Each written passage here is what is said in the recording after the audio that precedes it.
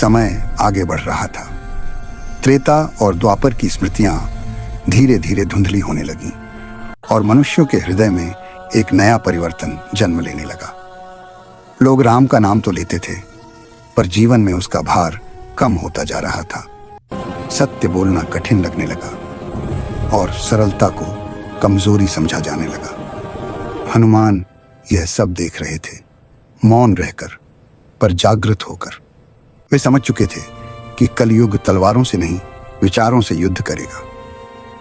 एक नगर में उन्होंने एक ऐसा दृश्य देखा जिसने उन्हें रोक लिया। एक व्यक्ति रोज मंदिर आता था, पर बाहर निकलते ही वही व्यक्ति छल, कपट और स्वार्थ में डूब जाता था। भक्ति केवल दिखावा बनती जा रही थी।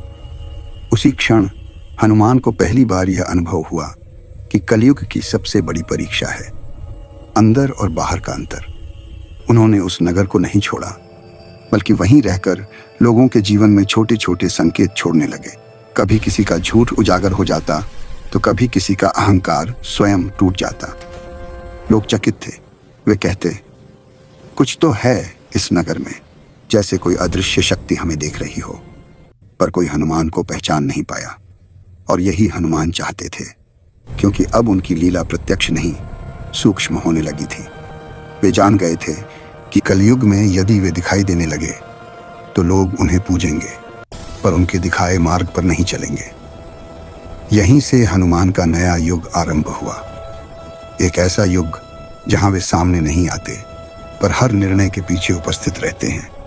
जहां वे युद्ध नहीं लड़ते, बल्कि मनुष्य के विवेक को जगाते हैं। और यही कलयुग की सबसे कठिन साधना थी। अगर आपको लगता है कि आज भी हमारे जीवन में कभी कभी कोई शक्ति हमें गलती करने से रोक लेती है, सही राह दिखा देती है, तो यह वीडियो लाइक करें, चैनल को सब्सक्राइब करें और कमेंट में लिखें, हनुमान साक्षी हैं, ताकि यह गाथा निरंतर आगे बढ़ती रहे। और अगले शनिवार जब एक राजा अपने ही अहंकार से धर्म को चुनौती देगा और सत्ता भक्ति से टकराएगी, तब हनुमान क्या करेंगे।